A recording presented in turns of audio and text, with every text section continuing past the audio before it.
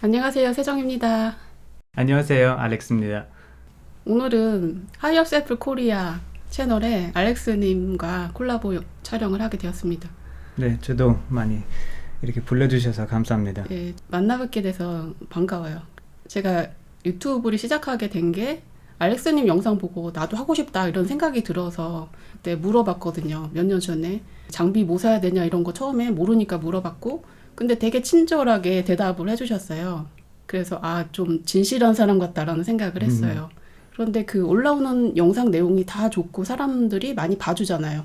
그런데 사실은 제가 그 영상 내용을 다 이해하지는 못했어요. 이게 무슨 뜻인지 잘 모르겠는 것도 있었는데 이 책 이번에 쓰셨잖아요. 이거 의미 있는 삶을 위하여 이 책을 보내주셔서 보니까 그 맥락이 파악이 되더라고요. 이런 내용이었구나. 그런데 네, 저도 결국에 세종TV 바로 그 댓글 때문에 발견했어요.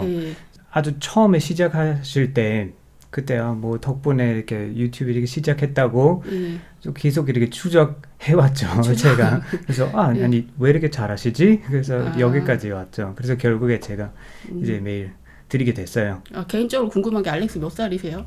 87년생이에요. 87? 네. 저는 78인데 아무튼 그러네요. 그리고 그러니까 좀 이른 나이부터 이런 의식 성장에 관심을 가지셨잖아요. 네. 구체적으로 무엇 때문에 이런 분야가 좋아졌는지 궁금한데요.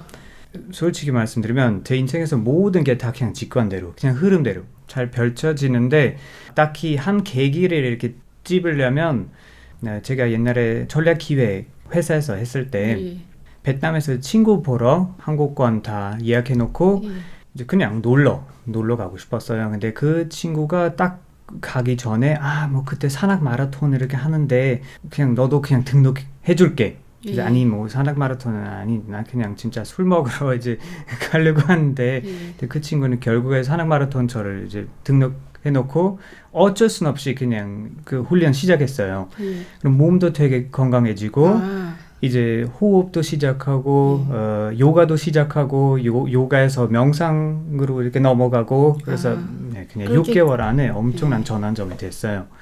그것을 계기로 해서 사람이 이렇게 변할 수가 있구나 그런 경험을 맞아요. 하신 거네요. 네, 그냥 항상 그냥 익숙진 대로 회사원 이 생활을 이렇게 살다가 갑자기 운동 빡세게 운동 시작하니까 산악 마라톤까지 다 하니까 삶의 영역이 훨씬 더 넓구나 그건 확실히 느꼈어요.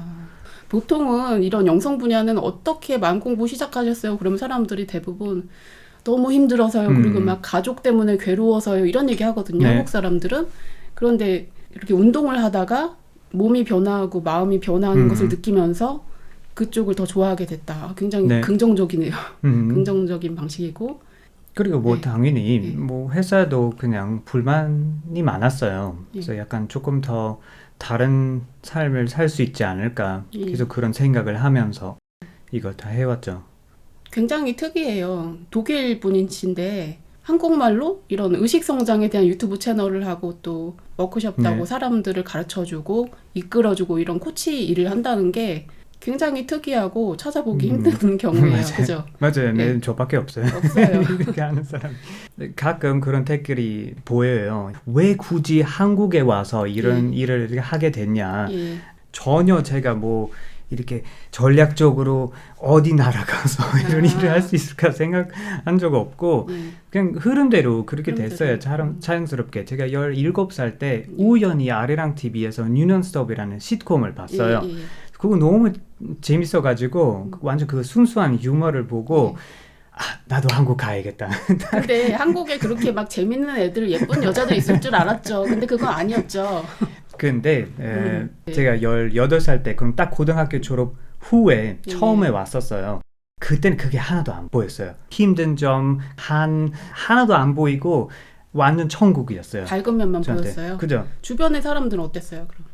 되게 정이 많고 되게 사랑 많이 받았어요. 그러다가 좀 사람들의 좀 안 좋은 면도 조금씩 보게 되잖아요. 근데 조금씩이라는 게 한 다음 10년, 15년 안에 뭐 뭔가 이렇게 바로 이렇게 2달 후에 그게 보인 게 아니라 예. 완전 순진한 18살 때 19살 때 예. 순진한 마음으로 이렇게 다 즐겼어요. 그거는 어쩌면 한국이고 독일이고 이런 나라 차이보다는 그 나이의 특성인 것 같아요. 네. 예. 나이도 그렇고 저는 그 당시에 호기심도 너무 넘쳐 지금도 호기심 넘쳐가지고 그리고 아마 제 성격상 안 좋은 거 보려고 노력하진 않아요. 그냥 자연스럽게 안 보여요. 항상 약간 발견 쪽으로 호기심 쪽으로 담험해서 모르겠어요. 시크릿을 잘 하는 것 같아요. 제가 뭐든지 자기가 발견해서 하면은 되더라 이런 게 잘 되는 거네요. 네. 원하는 일을 딱 시도해서 어느 정도 성공하고 그런 길을 계속 걸어오신 네. 거네요. 네. 예. 그래서 부정적인 것에 집중하려고 하지는 않고 그래서 네, 뭐 딱히 안 좋은 점 그렇게 많이 이렇게 보이지는 않았어요. 시간이 꽤 많이 흘렀네요. 한국에 몇 년 사신 거예요? 다시 돌아가서 대학교도 예. 독일에 대학교도 다니고 2013년 다시 돌아와서 정착하게 됐어요. 오래 사셨네요. 네. 그러면 이 코칭이랑 몇 년 하신 거예요? 그건 이제 5년. 그것도 오래 하셨고 나름의 성과를 보고 계시고 또 네. 고맙다는 인사도 많이 들으시겠네요. 네네. 특히 약간 시행착오로 처음에 자기 개발로 시작했는데 이제 자 실현에 넘어가고 자 실현에서 뭐 이것도 한계가 있는데 그럼 의식 성장으로 이렇게 예. 넘어갔어요. 예. 만약에 어느 날 의식 성장이 한계 느낀다면 예. 또 다른 것에 넘어가겠고. 그래서 그 알렉스님 채널 내용이 조금씩 바뀐 거네요. 네, 그래서요. 맞아요. 예, 콘텐츠가. 근데 그건 제 채널도 되게 자랑스럽고 세정TV도 이렇게 보면은 바뀌죠. 성장 딱 추적할 수 있잖아요. 아, 그래요? 사람들이 뭐 내가 누구인데 이렇게 시작할 수 있을까? 오케이. 세정님이 어떻게 시작하셨는지 제가 어떻게 시작했는지 한번 쭉 다 다운 스크롤 해가지고 확인해 보세요. 그래서 나도 할 수 있겠네. 그래요. 그래서 그 진정성이 느껴지는 예. 것 같아요. 유튜브를 하다 보니까 내가 말을 해줘야 되니까 나도 더 생각하고 음. 관찰하게 되고 그러면서 나 자신도 성장하고 그런 효과가 있더라고요. 네, 제가 항상 느끼는 건 부딪혀야지 외부 세상과 부딪혀야지 배움을 얻게 돼요. 예. 그래서 그냥 뭐 책만 읽고 혼자서 이렇게 관찰일기 쓰고 이렇게 막 관주 시간으로 충분하지 않아요. 부딪히는 게 뭐 다른 사람한테 알려주거나 아니면 뭐 워크숍하거나 어떤 프로젝트 시작하거나 뭘 창조하거나 그래야 이게 약간 반사돼요. 내 내면이 반사되고 내가 완전 바보처럼 살고 있는데 고쳐나갈 수는 있어요. 근데 혼자서 나만의 작은 세계에서 살다 보면 자극이 없는 거죠. 맞아요. 자극이 없고 변화도 없고 성장도 없게 되죠.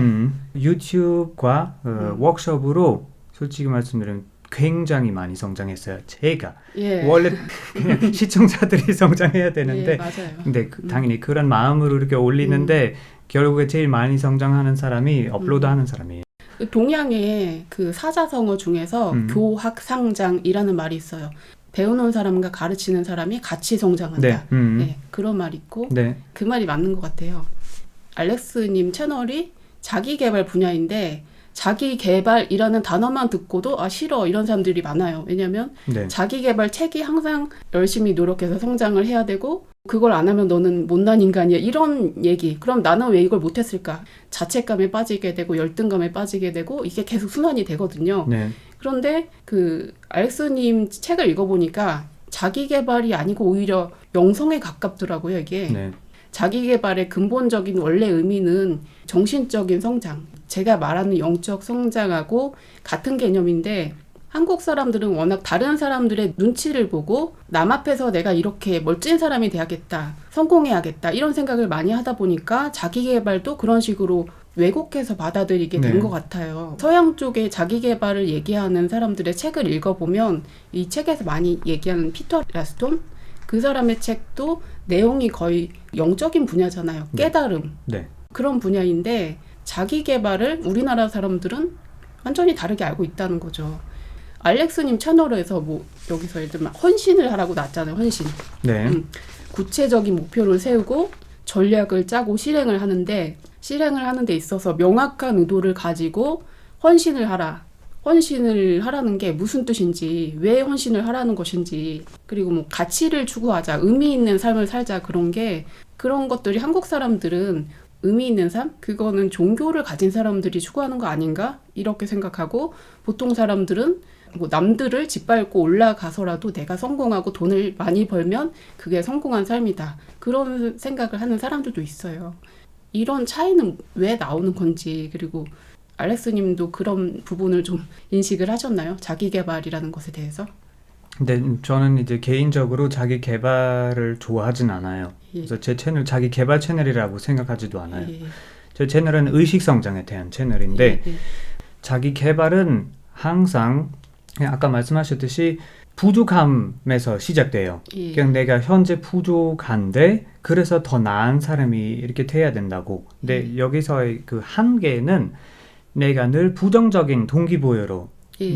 살게 돼요. 강박적으로 내가 뭘 해결하려고 나 자신을 고치려고 이제 어떤 이상을 어떤 목표를 세우고 막 달리고 왜냐면 내가 빨리 도망쳐야지 나 자신으로부터 도망쳐야지 뭐 나아지겠다고 이렇게 생각을 하는데 문제는 내가 부족하니까 계속 그냥 무너지게 돼요. 계속 넘어져요. 부족하다는 관념을 항상 가지고 있으니까 열심히 해도 안 되는 거죠. 그죠. 예. 그래서 그 착심3일 사이클 그대로 예. 그냥 뭐 노력했다가 다시 이렇게 그 콧방아를 짚고 원래 어떻게 무너지냐면 강력한 그런 우울함, 치밀어 오르거나 예. 아니면 피해의식이 강해지거나 자책으로 자책. 뭔가 이렇게 막 달리고 근데 어차피 나는 못하는데 다시 자책으로 나 자신을 내 원래 내가 생각하는 예. 나의 자아로 다시 끌어내리는 거예요. 그게 자책의 역할이에요. 혼자서 머릿속에서만 그냥 노력했다가 다시 자책했다가 노력했다가 자책했다가 근데 실제로 해낸 게 하나도 없어요. 그냥 내 머릿속에서만 가짜 사이클 탔을 뿐이에요. 그렇게 되는 근본적인 원인이 뭘까요? 자신이 부족하다 이런 관념 때문일까요? 예. 네, 그냥 내가 나 자신에 대해서 생각하는 게 뭐냐. 그래서 내가 부족하다고 어떤 결핍이 있다고 생각하면 그냥 개념적인 그런 결핍을 가진다면 그 결핍이 내 사실이잖아요. 즉 그 사실대로 계속 살게 되는 거고 계속 그 사실에 따라 같은 경험하게 되는 거고 지금 세종님이 카르마라는 단어 이렇게 많이 사용하시잖아요. 그래서 만약에 제 철학에서는 내가 뭐 예를 들면 뭐 패배자라고 이렇게 생각하고 있다. 뭐 다양한 과거 경험에 의해서 그렇게 생각하게 됐는데 그럼 어떻게 삶을 살겠어요? 패배자로 모든 상황에 이렇게 들어가고 그럼 패배자로 이렇게 대응받고 그럼 역시 나는 패배자야. 그럼 그 사이클대로 계속 같은 경험 반복해서 이렇게 하게 돼요. 왜 그런 경험을 하냐면 어느 날 알아차리기 위해서입니다. 계속 같은 그런 실패 사이클대로 이렇게 살고 있는 것 같은데 잠깐 이거 조금 내릴 수 있지 않을까? 나 자신이 나 스스로에게 그 신호를 계속 주는 거예요. 실패 계속 새로운 상처 잠깐 이렇게 바보처럼 계속 살아가고 싶진 않다. 여기서 이제 뭐 알아차림, 관조, 깨달음 들어와요. 근데 그거를 할 수 있는 사람도 있지만 그렇게 못 나가고 계속 자책에만 빠져서 평생 사는 사람도 많이 있거든요. 그래서 우리가 이런 의식 성장이라든지 뭐 영성이라든지 아니면 종교라든지 뭐라도 해서 자기를 좀 끌어올리는 쪽으로 가야 되는 거잖아요. 그리고 여기 알렉스님 책에 보니까 이런 내용 있더라고요. 사람의 삶의 방식을 문제 해결 지향형, 창조 지향형 이렇게 나누셨고 방금 말씀하신 것처럼 문제 해결 지향형 계속 문제 해결만 반복하다가 그 자책감에 계속 빠지고 근본적인 해결은 안 되는 것이고 주도적으로 자기가 무엇을 해야겠다, 긍정적으로 내가 무엇을 하고 싶다 이런 의도를 내고 의미 있는 삶의 목표를 정해서 헌신을 해 나가면서 창조를 일으키는 그런 삶이 의미 있는 삶이다라고 말씀하신 건데요. 네.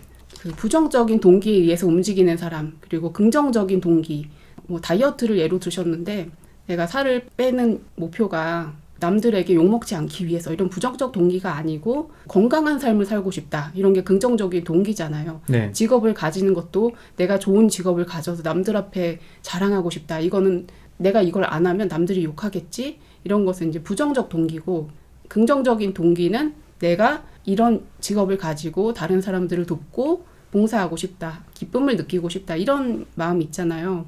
그리고 이거를 이제 다른 말로 하면 외재적 동기, 내재적 동기라고 하잖아요.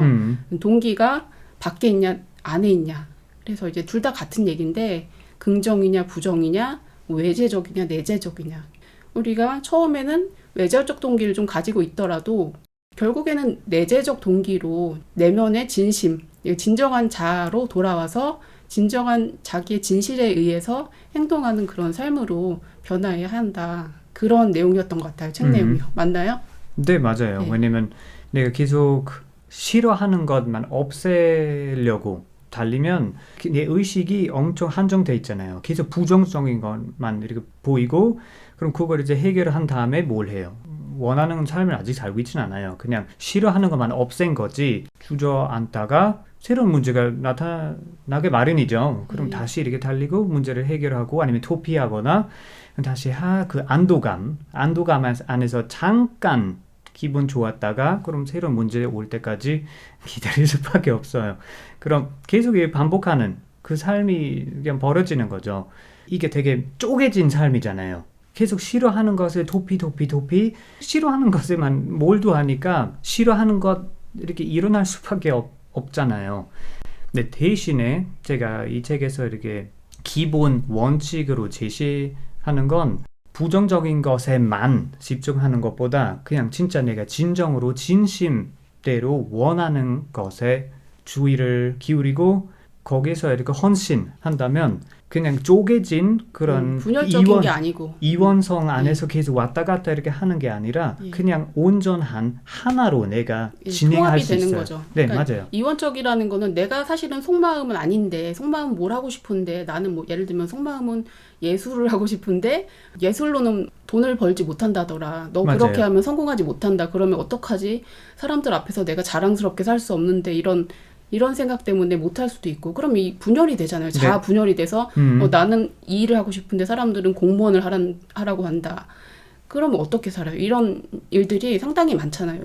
우리 세상에. 전 너무 많이 발견할 수 있어요. 뭐 내가 이제 강박적으로 성공하고 싶은데 근데 난 성공할 가치가 없다고 강한 그런 믿음이 있어요.